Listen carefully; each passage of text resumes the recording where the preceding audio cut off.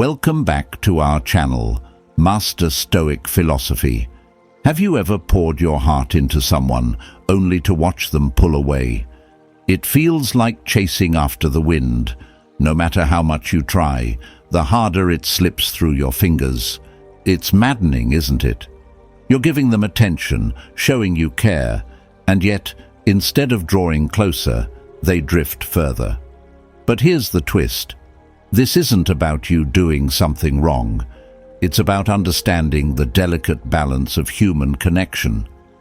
Relationships are like holding sand in your hand. Clutch too tightly and it slips through your fingers. Hold it gently and it stays intact. This push and pull dynamic isn't a sign that you're unworthy or that you care too much. It's a reflection of how people respond to attention and, more importantly, the psychological dance that happens when emotions are involved. The truth is, human attraction is rarely logical. It's deeply rooted in psychology and emotion. The very things you do to show you care, texting often, planning your life around theirs, going out of your way to prove your value, can sometimes have the opposite effect. Instead of showing love, it can come across as over-dependence, making the other person feel boxed in. It's like fire, too much oxygen and it burns out, too little and it dies. Relationships thrive in balance. When we chase too hard, it can feel like emotional quicksand, not just for you, but for them. Every extra effort can feel suffocating, leaving the other person searching for a way to escape. Why does this happen? Because people are drawn to what feels rare, steady, and self-assured. When you place someone on a pedestal, they might feel pressured instead of flattered. If you've ever been in a room where someone was overly eager to win your approval, you'll know the feeling.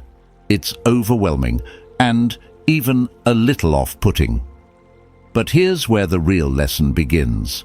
Relationships aren't about proving your worth to someone else.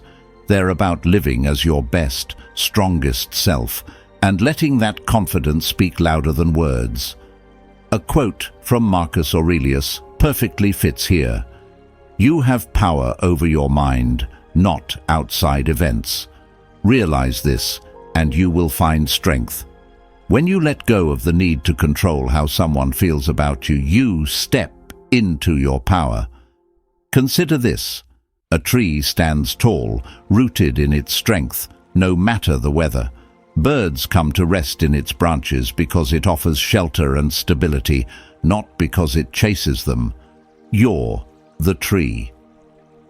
When you focus on being grounded, calm, and self-assured, you create a space that others naturally want to be part of. Think of someone you admire. Someone who carries themselves with quiet confidence, who doesn't need to prove their worth because their actions speak for themselves. That's the energy people are drawn to, and that's the energy you can cultivate. This isn't about playing games or pretending to be someone you're not. It's about understanding that when you value yourself, others value you too. Imagine walking into a store and seeing a diamond displayed carelessly in a cluttered bin. You'd question its worth, right? But when that same diamond is showcased carefully under bright lights, its value is clear. You're the diamond. Stop throwing yourself into situations where you feel the need to overprove your worth. The secret is this. People are most drawn to those who are calm, independent, and grounded. It's not about withholding affection or playing hard to get. It's about showing up as your best, most authentic self. It's about being the person you'd want to be with, secure, confident, and full of life. So, before we dive deeper into why they might ignore your interest and how to navigate these dynamics, take a moment to reflect. What if you stopped chasing and started standing tall in your own power? What if instead of begging for their attention, you turned your energy inward and valued your time and heart as the treasures they are. This is where the transformation begins. It's not about fixing others, it's about strengthening yourself. Let's explore how to do just that. If you found value in this discussion and want to keep growing stronger with us, hit that like button and subscribe to our channel. Your support helps us bring more empowering content straight to you. Number 1. Signals in the silence. Detecting the drift of disinterest. Have you ever felt a sudden chill in a room that was once warm with conversation? Like the last embers of a fire fading into a cold ash, the once lively exchanges with someone special begin to dwindle into sparse, hollow echoes. This gradual retreat isn't marked by dramatic exits or slammed doors. Instead, it's the quiet, almost imperceptible withdrawal that leaves you questioning every past interaction and future possibility. Why do they start to pull away just when things seem to be going well? It's like watching a ship silently set sail into the fog, leaving you stranded on the shore, puzzled and seeking answers in the mist.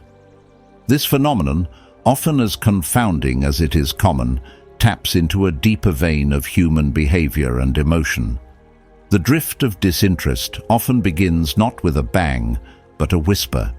It's a gradual cooling, a series of tiny steps back that might go unnoticed until the distance is too vast to easily bridge.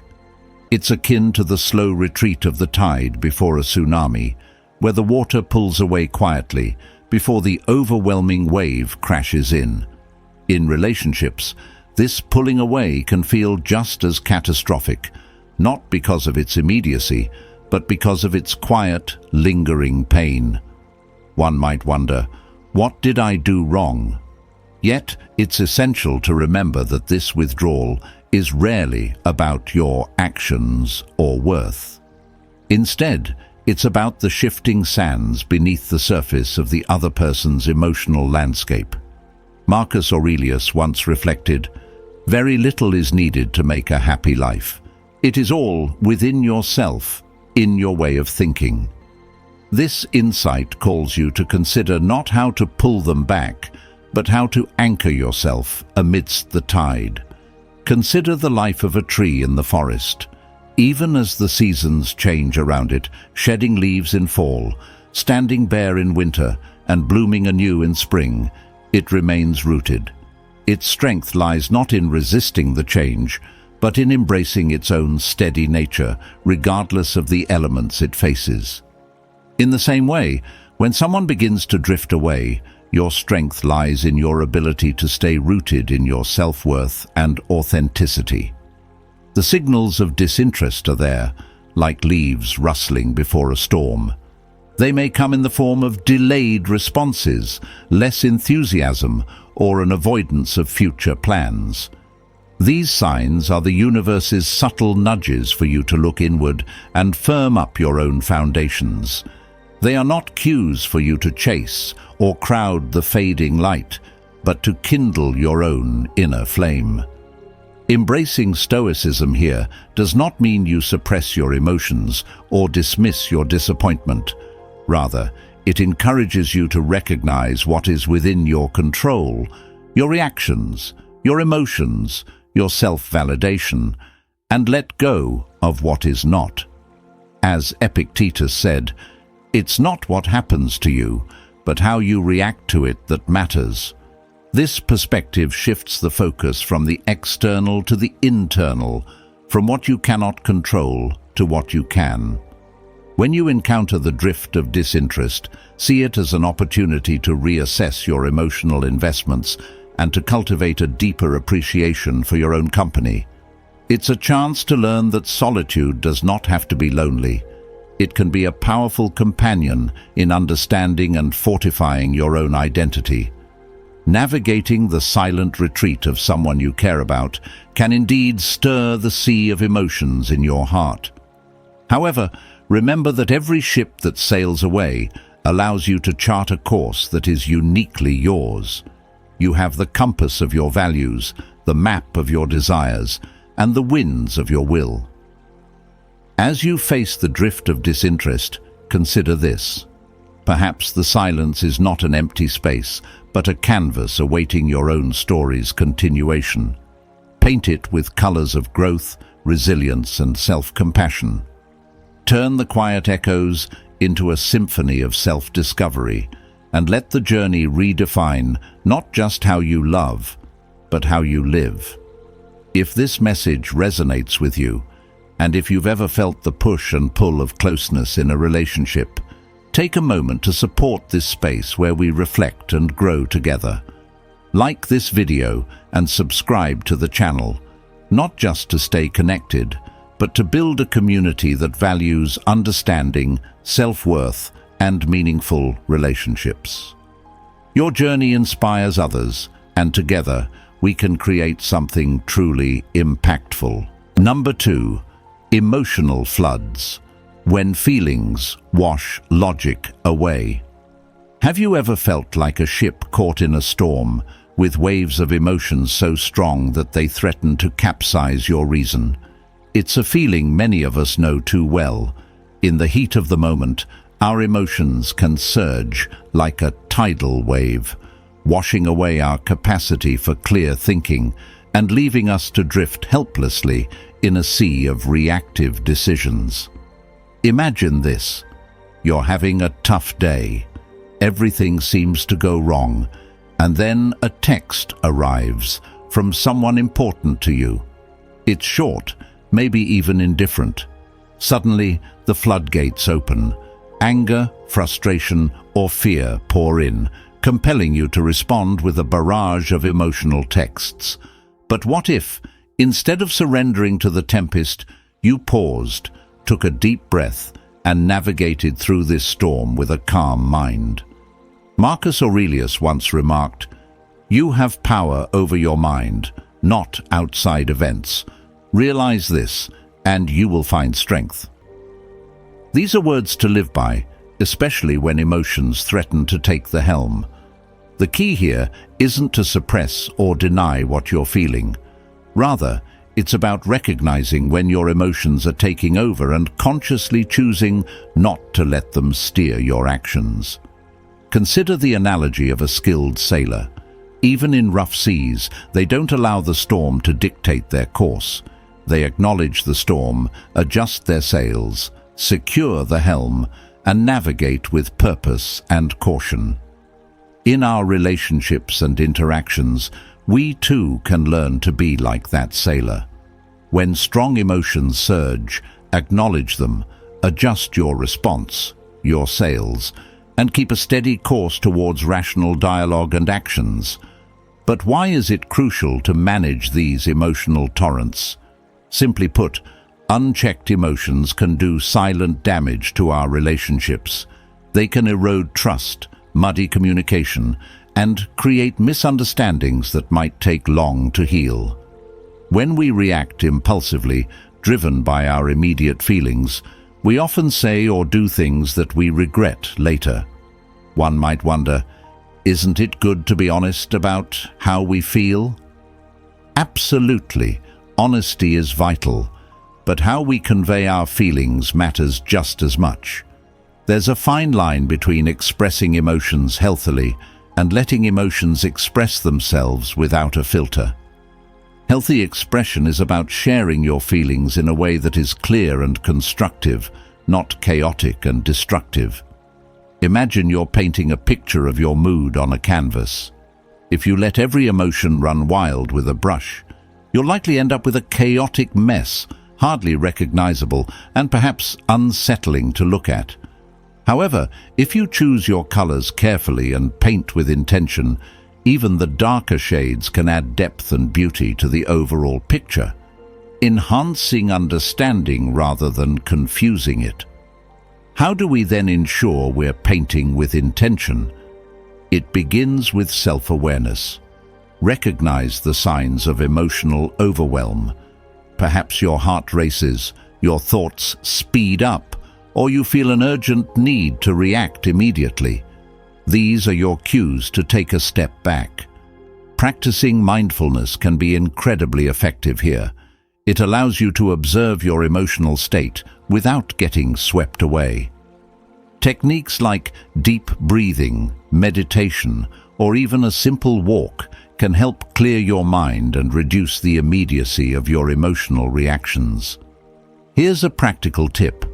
Before responding in a heated moment, write down what you want to say. Look at it after calming down. Would you still say it the same way? Often, this simple pause helps refine your words, ensuring they're aligned with your true intentions, not just your temporary emotions. In mastering the art of emotional navigation, you not only protect your relationships, but also cultivate inner peace and resilience. Like a lighthouse guiding ships safely to shore, your ability to manage your emotions becomes a beacon of strength in your interactions. Remember, the goal isn't to feel less, but to manage better, allowing you to face life's storms with confidence and grace. Number 3. Vanishing acts, decoding the quiet withdrawal. One moment, everything feels perfect. Conversations flow effortlessly, laughter fills the air, and the connection feels real and alive. Then, without warning, they begin to fade. The texts get shorter, the calls less frequent, and the warmth you once felt cools into something distant. It's like watching the sun set. Gradually, yet unmistakably, the light slips away. You ask yourself, what did I do wrong? But here's the truth. Their withdrawal may have little to do with you and more to do with them. Relationships are like mirrors. They reflect not only how we see others, but also how they see themselves. When someone quietly pulls away, it's often because they are wrestling with their own doubts, fears, or uncertainties. Think of it as an unfinished puzzle. They may not yet have all the pieces to fully engage with you, leaving gaps you can't fill no matter how much you try. We often assume that someone's distance is a judgment of our worth, but Marcus Aurelius reminds us, you have power over your mind, not outside events. Realize this, and you will find strength. Their actions don't define you. They reveal something about where they are in their own journey. Understanding this is the first step toward protecting your peace. Still, the quiet withdrawal stings. It's natural to replay every interaction, looking for signs you missed. Were you too eager? Too available? But this over-analysis can turn into a mental trap, a quicksand that pulls you deeper into insecurity. It's like trying to chase a shadow. The harder you run, the faster it disappears. So why does the quiet withdrawal happen? Often it's a reaction to emotional overwhelm. For some, vulnerability feels like walking a tightrope, exhilarating but terrifying. As they begin to care, fear sneaks in. Fear of getting hurt, of losing control, or even of facing their own unhealed wounds. Instead of communicating these fears, many choose the easier path, distance. Imagine a deer in a clearing. At first it feels safe, grazing calmly, but the slightest noise, a snap of a twig, sends it bounding into the woods. This is how some people respond to the approach of intimacy, not with conversation, but with retreat. You might be tempted to chase after them, thinking that reassurance or effort will bring them back. But chasing often has the opposite effect. It's like trying to hold water in your hands, grip too tightly, and it spills through your fingers. The more you pursue, the more they feel pressured, confirming their fears rather than easing them. Here's where the wisdom of Stoicism can transform your perspective. Epictetus once said, "It is not events that disturb us, but our interpretation of them. Instead of seeing their withdrawal as rejection, see it as a moment of clarity, a signal that their path and yours may not align right now. This isn't a failure, it's a redirection. Instead of chasing, lean back into your own strength. Focus on what you can control, your response, Use this moment to reflect on your own boundaries and values. Are you sacrificing too much of yourself in an attempt to win their approval? Are you prioritizing their needs over your own well-being? When you shift your focus inward, you reclaim your power. Consider this. A flame burns brightest when it has enough air to breathe. If you smother it with too much fuel, it can sputter out. Relationships are no different. Sometimes space is the air needed for clarity to emerge, for both of you. If they return, let it be on their terms, not as a result of pressure or persuasion. And if they don't, remember that their departure doesn't diminish your worth. You are not the broken puzzle. You are the steady table on which it rests, unshaken by the missing pieces. In the end, the quiet withdrawal is not an ending, it's an opportunity. An opportunity to practice patience, to embrace your inner strength, and to cultivate relationships that are mutual and fulfilling. As Rumi said, don't grieve. Anything you lose comes round in another form. Let this be your mantra as you face the vanishing act with grace and wisdom. Number 4. Too close for comfort. The pitfalls of over-attachment. Imagine holding a bird in your hands. Grip it too tightly, and you risk crushing its delicate frame. Hold it too loosely, and it might fly away, never to return. Relationships, much like holding that bird, require a tender balance, one that ensures enough space to breathe, but enough closeness to foster warmth. This is the dance of attachment, where the line between caring and smothering is as thin as a whisper. In the quest for love and connection, it's human to want to show how deeply we care. But often, the more we grip the rope of attachment, the more likely we are to fray its threads. Why does this happen? Why does showing more care sometimes lead to more distance? The heart of the matter lies in the freedom of individual space, essential for every thriving relationship. Consider the sunflower, which turns towards the sun for life, yet thrives in the space it's given to grow. When we encroach too much on someone else's space, it can feel overwhelming, a feeling akin to being cornered. No one wants to feel pursued into a corner, especially not by someone they care about. Let there be spaces in your togetherness, Khalil Gibran wisely advised, and his words echo profoundly when we speak of over-attachment. The beauty of a relationship lies not in the closeness of the dance, but in the shared rhythm that respects each person's need to move independently. When one partner overwhelms the other with constant demands for attention, reassurance, or time, it doesn't pull them closer, but pushes them away into a retreat. They might begin to feel more like a project to be managed rather than a partner to be cherished. What then should one do? How do you show love without tipping the scales towards dependency? The answer is less about showing less affection and more about cultivating a grounded sense of self. A tree does not cling to the earth, yet it is firmly rooted. Be like the tree. Stand strong, nourished by your own sense of self, and let your love be the branches that reach out, not to grasp, but to shelter. Marcus Aurelius, a sage of Stoicism, taught that he who loves the world as his body may be entrusted with the empire.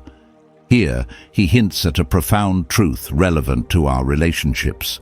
Loving not by clinging, but by honoring both the self and the other with equal regard. In practice, this means investing in your own growth, interests, and well-being. It means finding joy independently so that your relationship becomes a place of mutual happiness, not a cage of dependencies. As we learn to balance our emotional investments, we often find that our fear of losing the other diminishes. We begin to appreciate the moments of togetherness more deeply because we are not constantly fearing their end. This shift in perspective, from clinging to appreciating, can transform relationships in profound ways. Consider the metaphor of two dancers. When both are confident in their steps, the dance is fluid and beautiful. But if one tries too hard to lead, constantly stepping on the toes of the other, the dance becomes a struggle. Similarly, in relationships, stepping back sometimes isn't a sign of carelessness, but of care and trust in the other's ability to lead their part of the dance. In conclusion, while our instincts may urge us to hold on tighter to prevent disconnection, often the bravest thing we can do is to loosen our grip. By doing so, we invite a deeper, more genuine connection, one that allows both partners the space to be themselves.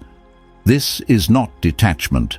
It's an understanding that true connection is not about possession or fear of loss, but about love and freedom coexisting, where two souls can dance in the light of respect and genuine affection. So, let us navigate the tightrope of attachment with care, ensuring that our love uplifts rather than suffocates, bringing us closer in ways that respect both our needs and those of our partners. Number 5. Echoes of the unknown. Cultivating the charm of mystery. In the tempest of human relations, we often find ourselves caught between the gusts of neediness and the anchor of self-sufficiency. Striking the right balance isn't just about maintaining equilibrium. It's about ensuring that our ships do not capsize in turbulent waters of dependency, nor drift aimlessly in the sea of detachment. Have you ever felt that gnawing fear of losing someone just because you might have shown too much affection? Or the opposite, remaining so aloof that the distance between you widened until the connection was but a dot on the horizon? This dichotomy is where many of us falter, tipping the scales too far in one direction. It's akin to a sailor who either ties himself too tightly to the mast or neglects the helm altogether. Marcus Aurelius, a sage of Stoicism, advised, "Dwell on the beauty of life, watch the stars, and see yourself running with them." Yet, how often do we forget this, letting our emotional tides pull us away from the celestial guidance of our inner compass? When we hinge our happiness on another's presence and approval, we tether our well-being to the unpredictable winds of their whims. Conversely, when we position our hearts in guarded isolation, we risk sailing through life's journey utterly alone. This balance, this art of sailing our own ship while allowing others aboard without handing them the helm, is what we must master. Consider the lighthouse. It stands firm, a beacon of guidance, not desperation. It does not chase after ships. It simply shines, allowing the mariner to navigate towards it by choice. Be like the lighthouse. Let your inner strength be the light that others are drawn to, not because you implore them to come closer, but because your stability and peace are inviting. But how do you know if you're leaning too far towards neediness, or if your sails are set towards excessive independence? Reflect on these moments. When you send a message, do you check your phone incessantly, waiting for a reply?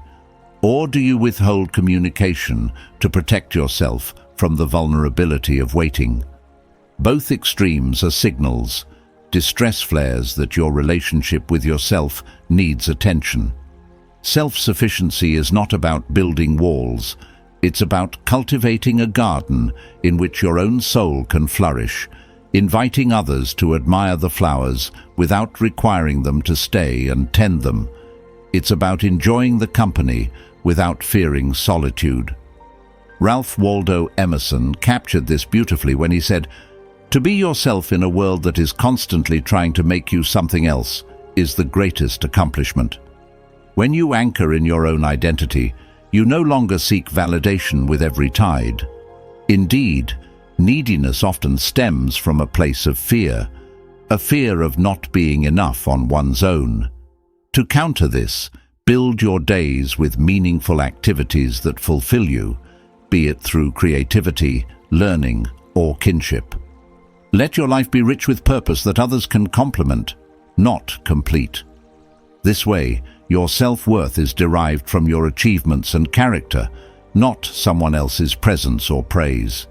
And when you do connect with someone, let it be from a place of strength, where the connection is the two of you meeting in the middle of the bridge, rather than one desperately trying to cross to where the other stands. Healthy relationships are like a dance of ebb and flow, where both partners move in synchrony, respecting each other's rhythm. To sail successfully through the waters of relationships, remember that the strength of your ship lies in its balance. Lean too much on someone, and you risk capsizing. Steer too clear of attachments, and you may find yourself endlessly adrift. Navigate with confidence and self-respect, and like the stars that guide the night sailor, you will find your way to shores that welcome you, not because you need them to survive, but because you've chosen them as worthy of exploring together. By mastering the art of balanced engagement, of sailing or sinking, you cultivate not only healthier relationships, but also a profound inner resilience. Here, the Stoic wisdom rings true. Freedom is the only worthy goal in life. It is freedom from dependency and solitude alike, achieved through the harmony of self-reliance and openness.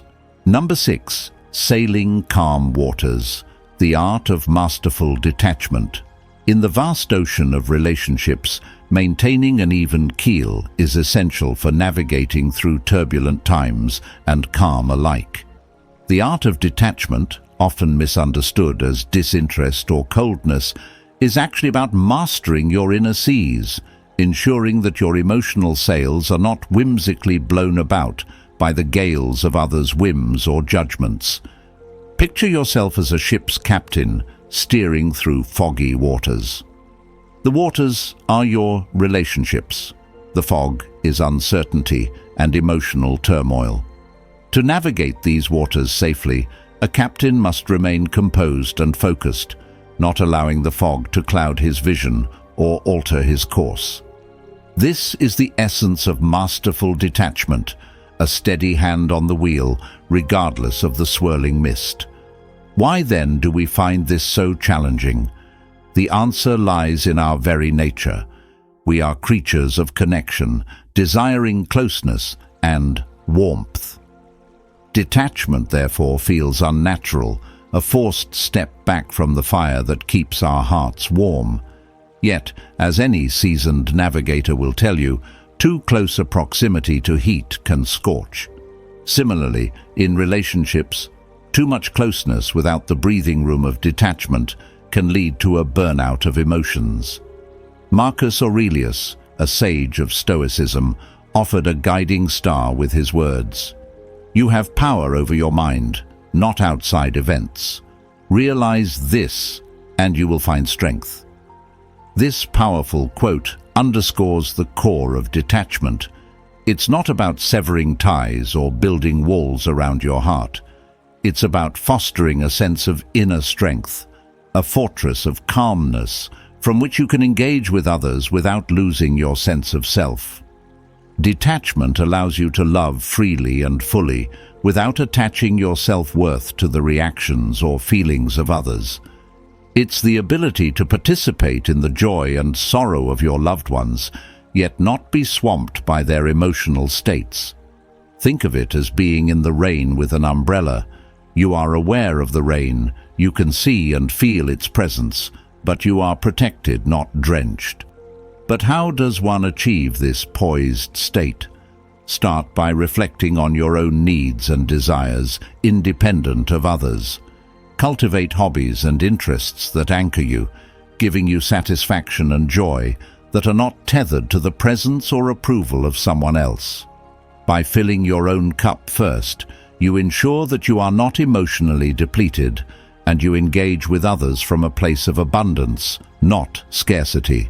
Remember, Detachment does not mean you care less. On the contrary, it often means you can care more genuinely because you are choosing to engage from a place of love, not need. When you detach, you let go of the fear of loss, the anxiety of expectation, and the burden of overdependence. You allow relationships to breathe and grow naturally, reducing the pressure that stifles genuine connection. Embodying detachment means embracing the ebb and flow of relationships with grace. It's understanding that just as the ocean's tides are drawn by the moon, constant yet ever-changing, so too are human emotions and relationships. By standing firm in your own space, you become like a lighthouse, steadfast, reliable, and enlightening, rather than being tossed about by the sea. In conclusion, mastering the art of detachment is akin to learning a sophisticated dance.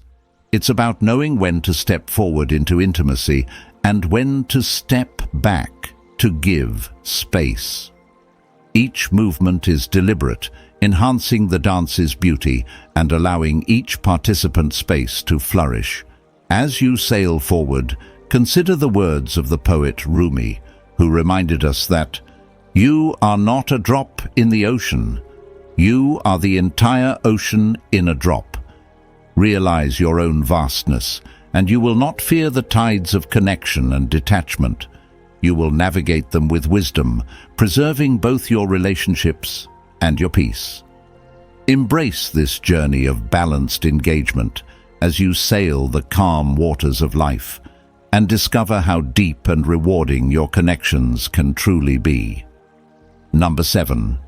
Close encounters, the risk and reward of intense proximity. When you're caught in the gravitational pull of a budding relationship, the instinct to draw ever closer can feel as natural as breathing. Yet, as you orbit tighter and tighter, the very intensity that drew you together can begin to push you apart, like two magnets flipped at their poles. This paradox is not just a dance of hearts, but a fundamental human experience, as perplexing as it is profound. Why does this happen? Why do our earnest efforts to connect deeply sometimes result in creating distance? It's a dynamic as old as time, capturing the essence of the saying, "Familiarity breeds contempt," while not always as severe as contempt. Certainly, familiarity without breathing room can lead to discomfort and disconnection. Imagine you're planting a garden. Each plant, like a relationship, needs a certain amount of space to grow. Too close, and they compete for light and nutrients. Too far, and they seem disconnected, part of separate ecosystems. Your relationships are much the same. Too much closeness can suffocate, stifling growth and dimming the vibrant personality that drew you to each other in the first place. It's a delicate balance, nurturing warmth and closeness while allowing enough space for individuality and personal growth. This balance is vividly described in Khalil Gibran's advice on marriage. Let there be spaces in your togetherness, and let the winds of the heavens dance between you. Gibran's metaphorical wind is the breath of life in relationships, preventing the closeness from becoming overwhelming and allowing the relationship to flourish healthily and sustainably. At this point, you might wonder, how do you recognize when closeness is turning into over-clinging? The signs can be subtle. You might find that conversations that once flowed effortlessly now feel strained, or that your partner's idiosyncrasies, once endearing, begin to grate. These are signals, quiet yet clear, that the emotional ecosystem of your relationship might be out of balance.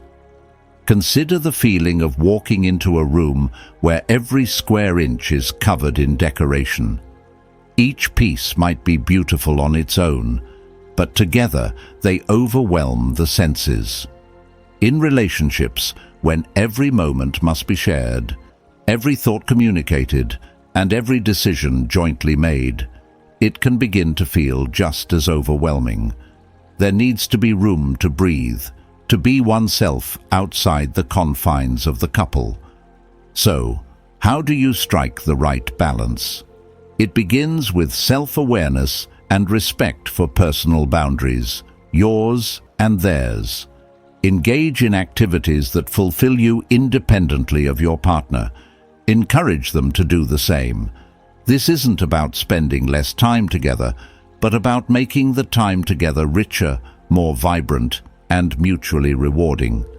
Remember, a relationship is not a merger where two lives become indistinguishable, but a partnership where two distinct individuals come together to share a journey. As Antoine de Saint-Exupéry wrote, "Love does not consist in gazing at each other, but in looking outward together in the same direction." This outward gaze, this shared yet separate vision, is what sustains long-term partnerships. In managing the closeness of your relationships, consider adopting a Stoic mindset. Stoicism teaches the value of inner independence and emotional resilience. Marcus Aurelius, a Stoic himself, remarked, "You have power over your mind, not outside events. Realize this, and you will find strength."